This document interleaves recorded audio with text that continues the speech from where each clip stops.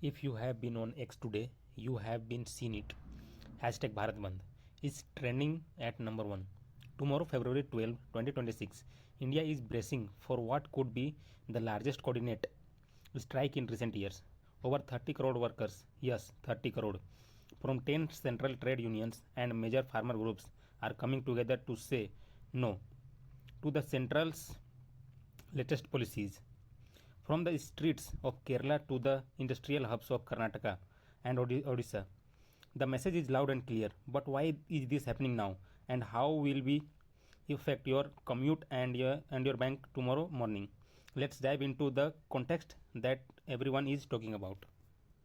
Who exactly is pulling the strings for this massive hashtag BharatBandh? This isn't just a random group. It's a powerful joint platform consisting of 10 of India's largest central trade unions. We are talking about heavyweights like CITU, AITUC, INTUC, and HMS. These organizations represent workers across every major sector, from public sector banks and insurance companies to coal mines, steel plants, and even the railways and ports. According to Amarjit Kaur, the General Secretary of IATUC, they are expecting over 30 crore participants tomorrow, that more than the entire population of many countries. Their primary demands: the immediate repeal of the 4 new labor codes. The unions claim these codes are anti-worker and designed to favor large corporations over the people who build this country. They argue that these laws stripe away job security and make it far too easy for companies to hire and fire at will. This isn't just a protest. For them, it's a battle for the future of India labor right. While the trade unions are fighting for labor rights, India's farmers have their own explosive reason for joining tomorrow's hashtag BharatBandh. The Samyukta Kisan Morcha or SKM has termed the recent India-US Interim Trade Framework a total surrender of Indian agriculture to American multinational corporation.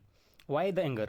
Well, the SKM claims that this deal could flood Indian markets with cheap, heavily subsidized American dairy products, apples, and soybean oil. Apple farmers in Himachal Pradesh are already sounding the alarm, warning that reducing import duties on US apples will destroy their local livelihoods. Furthermore, there is a huge concern about the import of genetically modified GM foods and seeds, which farmer leaders say could damage our soil and domestic biodiversity. Commerce Minister Piyush Goyal has defended the deal, saying dairy and farming interests are protected, but the SKM isn't buying it. They have even called for the minister's resignation, accusing the government of breaking its promise to keep agriculture out of free trade agreements.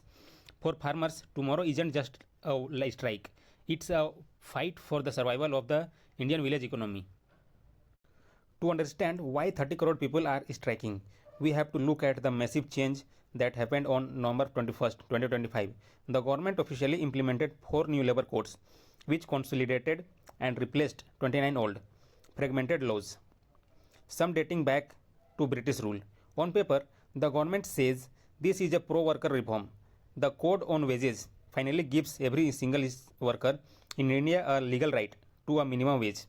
The Social Security Code is historic because for the first time it brings gig workers like Zomato and Swiggy delivery partners under the safety net of insurance and pensions. So why is there a strike? The problem lies in the industrial relation codes.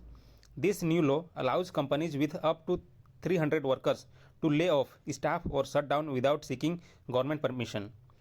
Previously, this limit was only 100 workers. Unions argue this is a hire and fire policy that makes 70% of Indian industrial workers vulnerable to sudden job loss. Furthermore, the new rule make it much harder for workers to legally strike. You now have to give a 60 days notice, and the definition of essential services has been expanded. To the unions, these 4 codes are not just a simplification, they are a complete rewiring of power in favor of the employer. This is core of tomorrow's hashtag BharatBandh. Is this hashtag BharatBandh just an Indian phenomenon? Not at all. In fact, If you look at the global headlines today, India is a part of a massive international wave of worker pushback. Just last month, France witnessed its largest general strike in 30 years as citizens protested changes to a pension system. In Germany and the UK, unions are shutting down airports and railways, demanding inflation-proof wages as the cost of living spikes globally. The European Union is currently debating its own directive on platform work, which, much like India's new codes, is trying to figure out how to protect gig workers in a digital economy. The world is watching India's #BharatBandh because we are the ultimate test case with over 30 crore people mobilized. The world wants to see, can a modern economy push through major labor reforms against the will of its workforce? From Paris to New Delhi, the 2026 struggle is the same, finding the balance between making a country business friendly and keeping its workers safe. Tomorrow India becomes the center of that global conversation. Now for the most important part, how will tomorrow actually look for you? While the strike is nationwide, the impact will vary significantly depending on where you live. First, let's talk about banking. Major unions like AIBEA have joined the strike, meaning public sectors like Bank, SBI, PNB and Bank of Baroda have already warned that branch services like deposits and check clearances will be partially disrupted. However, neither the RBI nor individual banks have declared on a holiday, so branches will technically be open and your online banking and ATMs should work fine. Second, transport. If you are in Kerala, Odisha and parts of Karnataka, expect a near total shutdown of public buses. While airports are functioning normally, the Chakka jam or roads blockades in over 600 districts mean you should leave for the airport much earlier than usually to avoid traffic snarls. What about schools? There is no official nationwide closure, but many institutions in strike-heavy states have already announced a holiday to ensure student safety. The good news: essential services are complete exempt. Hospitals, pharmacies, ambulance services and the supply of milk and newspapers will continue without interruptions. Private IT offices and malls in major metros are expected to stay open, though attending might be thin. My advice: check your local news before stepping out tomorrow morning.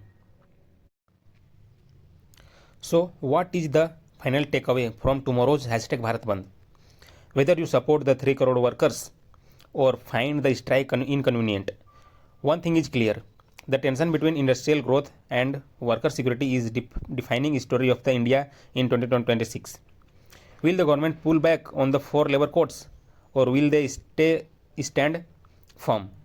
We will be tracking the live impact all day tomorrow. Before you going, I want to thank you for joining me here at the viral context.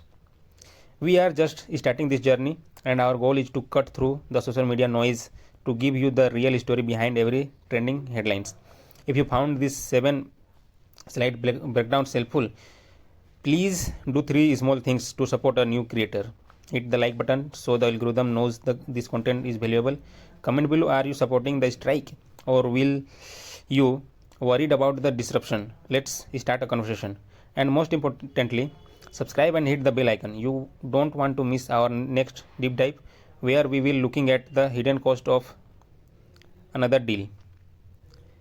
This is Viral Context. Stay safe tomorrow. Plan your travel early and I will see you in the next one. Thank you.